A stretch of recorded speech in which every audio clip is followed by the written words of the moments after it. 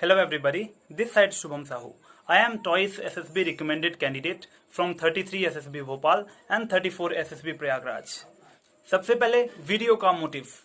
आज के इस वीडियो में हम जानेंगे नंबर 1 बेसिक्स, आर्म्ड फोर्सेस क्या होता है, आर्म्ड फोर्सेस में ऑफिसर्स का रोल क्या होता है, परमानेंट कमीशन और शॉर्ट कमीशन में क्या अंतर होता है। नंबर 2 आर्म्ड फोर्सेस में कौन कौन अप्लाई कर सकता है ऑफिसर्स के लिए। नंबर 3 ऑफिसर्स की सिलेक्शन का प्रोसीजर क्या है। नंबर 4 एनडीए एंट्री का एग्जांपल लेकर समझेंगे कि ऑफिसर्स का सिलेक्शन कैसे होता है। At last summary of the video कि इस वीडियो में हमने क्या सीखा। So let's get started. Army, navy और एयरफोर्स तीनों को मिलाकर आर्म्ड फोर्सेस कहा जाता है। हमारे देश की आर्म्ड फोर्सेस हमें फ्रंट से डिफेंड करती है और हेल्प करती है। आर्म्ड फोर्सेस में ऑफिसर्स और नॉन ऑफिसर्स दोनों ही प्रकार के इंडिविजुअल्स होते हैं, लेकिन इस वीडियो में हम ऑफिसर्स के सिलेक्शन की बात करेंगे। सबसे पहले ये जानते हैं कि आर्मी, नेवी और एयरफोर्स में ऑफिसर्स का क्या रोल है। ऑफिसर्स सैनिकों को नेतृत्व मींस लीड करते हैं और उन्हें मोटिवेट करते हैं, और भारतीय सेना इस चीज को निभाने के लिए कई मौके देती है। अपनी चॉइस के अनुसार आप परमानेंट कमीशन ऑफिसर भी बन सकते हैं और शॉर्ट कमीशन ऑफिसर भी बन सकते हैं। भारतीय सेना में परमानेंट कमीशन रिटायरमेंट तक लाइफ लॉन्ग करियर ऑप्शन देता है, वहीं शॉर्ट कमीशन ऑफिसर एक इंडिविजुअल को 10 इयर्स तक आर्म्ड फोर्सेस में सेवा करने का मौका देता है, और ये एक बहुत फ्लेक्सिबल ऑप्शन है।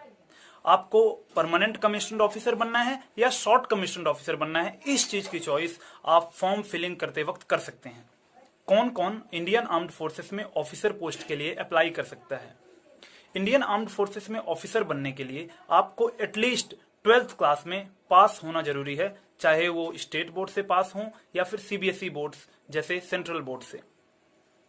स्नातक मींस ग्रेजुएट वाले छात्र भी ऑफिसर पोस्ट के लिए अप्लाई कर सकते हैं।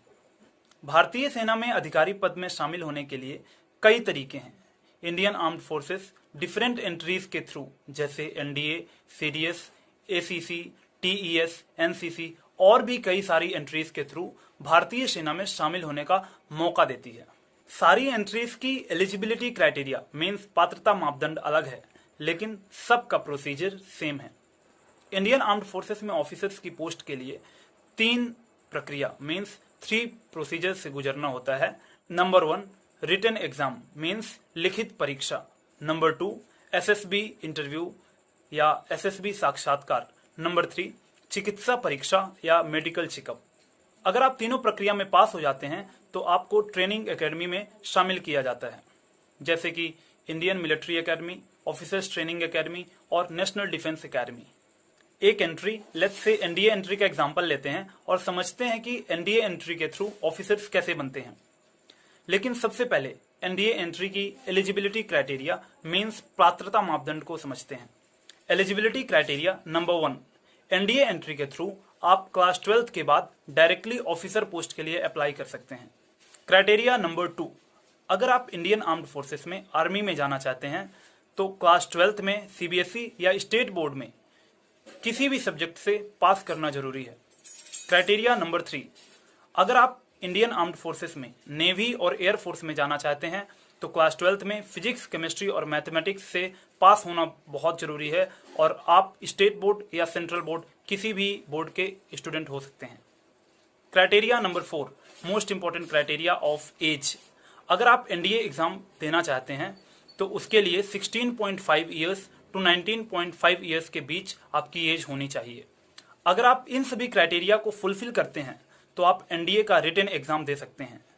नॉर्मली एनडीए का रिटन एग्जाम 1 साल में 2 बार होता है, पहला अप्रैल के महीने में और दूसरा सितंबर के महीने में।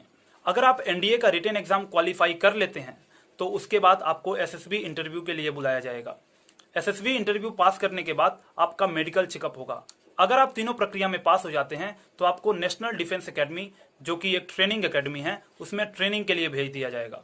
3 साल की ट्रेनिंग के बाद 1 साल आपको इंडियन मिलिट्री एकेडमी में ट्रेनिंग के लिए भेजा जाएगा, जिसके बाद आपको ऑफिसर पोस्ट लेफ्टिनेंट दे दी जाएगी। सो इस तरीके से आप एनडीए एंट्री के थ्रू ऑफिसर बन सकते हैं।